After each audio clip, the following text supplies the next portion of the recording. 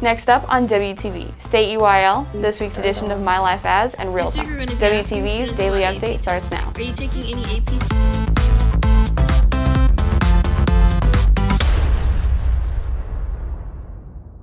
Hey there, Red Hawk Nation. Today is Friday, April 30th, and I'm Ashton with today's Daily Update brought to you by Wingspan TV. State championships are on the line for one student this weekend. WTV's Kate Graham has the details.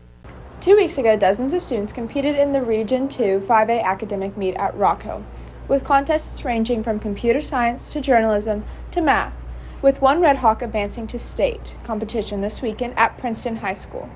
For junior Trisha DeGupta, advancing in state in 2 journalism events, feature writing and editorial writing, was unexpected. It was really exciting. I didn't expect to qualify at state. We have a really difficult region, a very large region, so I was just content with, doing my best and seeing what happens.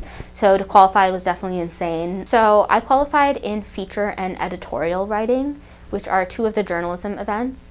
Editorial is opinion-based, but objective opinion, if that makes sense. So you're writing from the position of a paper instead of just your personal opinion. They will give you a situation. For example, my prompt this year was a fake high school was making all students come in person to take their final exams.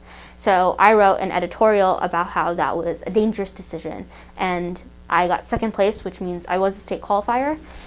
The second event that I qualified in was feature writing, which is sort of similar in the sense that they give you a situation and they give you like fake quotes from characters, and you create a feature story as you would if it was a real event going on in like Liberty, for example, posting to Wingspan.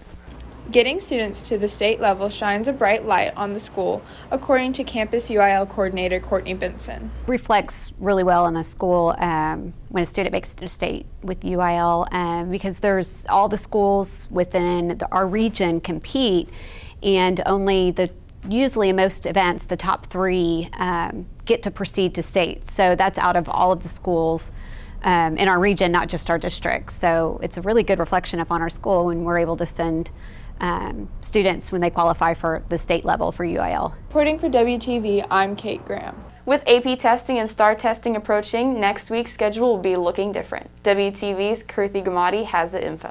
With the start of STAR and AP testing, next week will look a little different from usual. Both Tuesday and Wednesday will be asynchronous learning days for students who are not testing. The Algebra EOC will be administered on Tuesday, and the Biology and U.S. History EOCs will be administered on Wednesday. Students taking those tests, as well as AP tests, must be in their testing room on time. After testing, students will go home to complete their asynchronous work. Learning spaces to complete asynchronous work will be provided for students unable to go home. Students taking an AP test on Monday, Thursday, or Friday will miss class for the duration of their test. Information about next week's AP tests, including testing rooms and procedures, was sent out in an email. Students can contact Leslie Thompson at thompsonle@friscoisd.org if they have any questions. Reporting for WTV, I'm Kirthi Gamadi.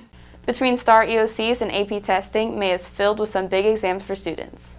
For students wanting to be at their best, it can be important to stay healthy and productive during this time. WTV's Gaushika Suresh has some tips on how to do just that. Exams and tests can be stressful, and it's important to stay physically and mentally healthy during this time.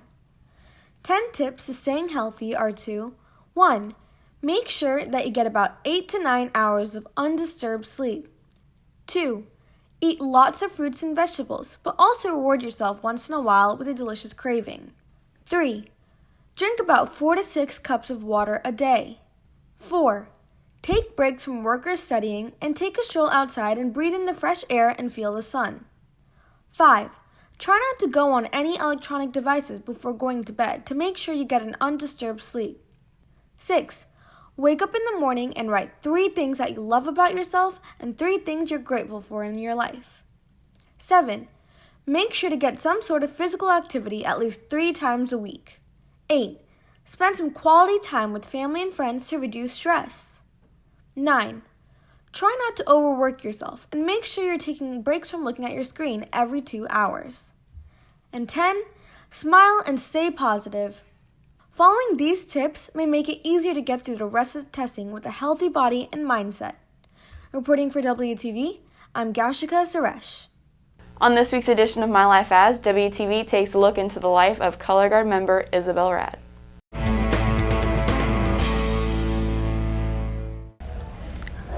So we start off, we go to the Color Guard room and we grab our equipment. Then we go to the gym and some of us start on weapon. So we grab our carpet squares. We start spinning saber or rifle. We warm up. Then we put our carpet squares away, put our weapons away. Some of us eat our snack. Then our director pulls us out to the gym. We stretch all together. We do some dance class. I like doing Color Guard because it's a really great way to meet people. You get your athletic credit and your fine arts credit. It's a great way to have a social outlet. You get to meet lifelong friends.